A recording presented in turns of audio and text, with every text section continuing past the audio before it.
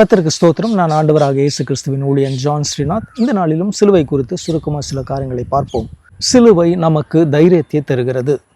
யோசுவா 1 அதிகாரம் 9 வசனத்திலே, நான் உனக்கு கட்டளையிடவில்லையா? பலங்கொண்டு திடமனதாயிரு, திகையாதே, கலங்காதே, நீ போகும் இடமெல்லாம் உன் தேவனாகிய கர்த்தர் உன்னோடு இருக்கிறார் என்று வாசிக்கிறோம். சிலுவையே நமக்குள்ள தைரியத்தின் மிகப்பெரிய ஊற்றாகும். தேவன் நமது பயங்களை புறக்கணிப்பதில்லை, மாறாக தமது பிரசன்னத்தின் மூலம் அவற்றுக்கு பதில் அளிக்கிறார். நிச்சயமற்ற ஒரு தருணத்தில் அவர் யோசுவாவோடு பேசினது போலவே இன்றும் சிலுவையின் வாயிலாக நம்மிடம் பேசுகிறார்.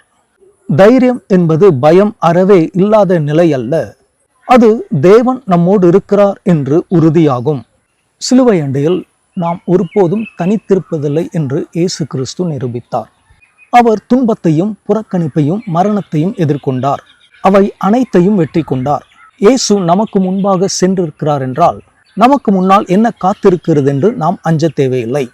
பயம் இவ்வாறு கூறுகிறது, இதை உன்னால் சமாளிக்க முடியாதென்று. ஆனால் சிலுவை இவ்வாறு கூறுகிறது, நான் உன்னோடு இருக்கிறேன் என்று. சிலுவையில் பயம் நம்பிக்கையினால் மாற்றப்படுகிறது. பலவீனம் அவருடைய வல்லமையால் பலப்படுத்தப்படுகிறது.